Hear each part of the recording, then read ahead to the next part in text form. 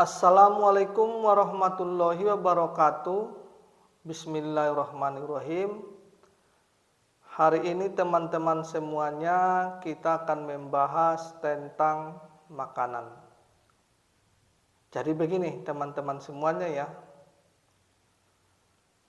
Hampir semua orang memahami bahwa semua makanan yang baik itu, semua minuman yang baik itu akan menjadi baik bila dikonsumsi. Artinya akan menjadi baik buat tubuh itu bila dikonsumsi. Dan kebaikan ini tidak akan menimbulkan masalah. Nah, ini berarti konsep dari barat ya. Ini sudah benar dan ini juga sudah betul. Ini sudah bagus. Karena apa? Karena semua makanan yang diciptakan Allah itu semuanya baik. Semua minuman yang diciptakan Allah itu semuanya baik. Jadi semua makanan yang diciptakan Allah itu, semua minuman yang diciptakan Allah itu semuanya baik, semuanya bagus, dan semuanya tidak ada yang sia-sia. Ya. Tetapi kalau kita melihat dari sudut pandang holistik itu begini. Tidak semuanya makanan yang baik itu, tidak semuanya minuman yang baik itu bila dimakan atau bila diminum akan baik ke dalam tubuh itu. Artinya baik tidaknya sesuatu hal itu tergantung bisa tidaknya kita menempatkan pada tempatnya. Begitu ya, saya ulangi sekali lagi. Baik tidaknya sesuatu hal itu tergantung bisa tidaknya kita menempatkan pada tempatnya. Zaman dulu ada sebuah konsep, yaitu konsep panas, dingin, lembab, dan kering. Dan konsep ini sudah dibahas di kedokteran Muslim atau para ulama zaman dulu. Dan juga sudah dibahas di kedokteran Timur atau TCM.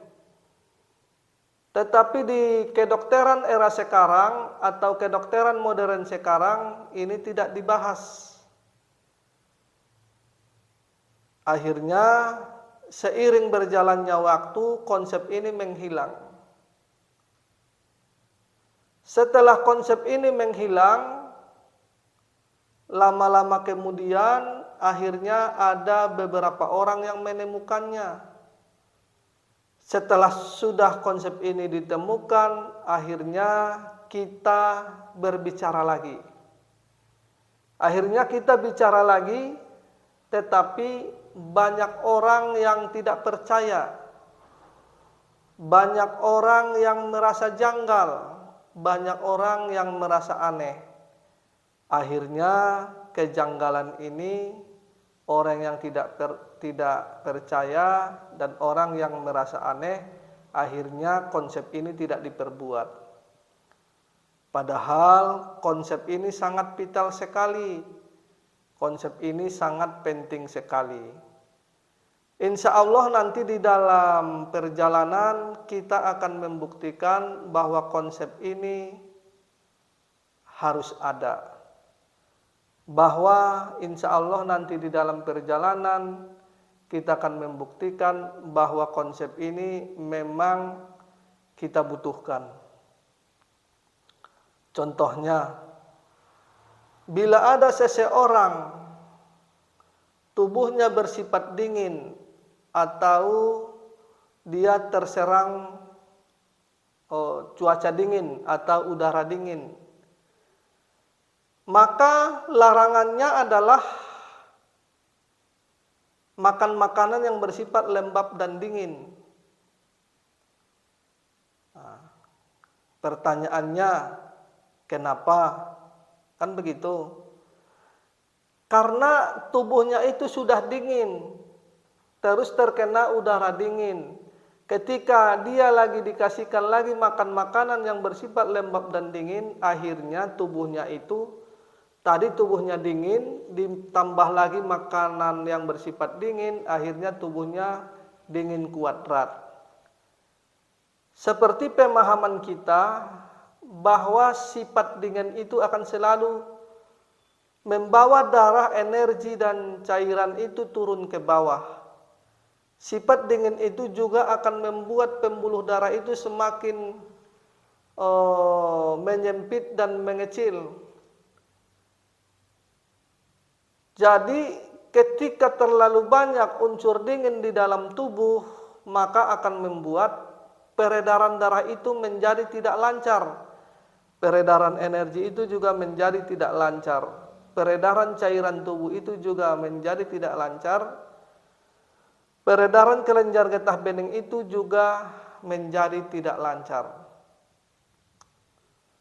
Jadi seharusnya bila tubuhnya itu sudah dingin, terus terserang udara dingin, maka makanlah makanan yang bersifat hangat atau minumlah minuman yang bersifat hangat. Biar apa? Biar terjadi keseimbangan. Bila terlalu banyak unsur dingin di dalam tubuh, maka ditambahlah unsur hangat atau unsur panas. Biar apa? Biar dia seimbang.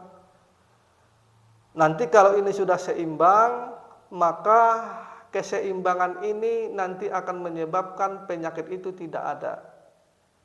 Jadi ketika nanti penyakit itu sudah enggak ada, maka tugas kita lah yang menjaga keseimbangan itu.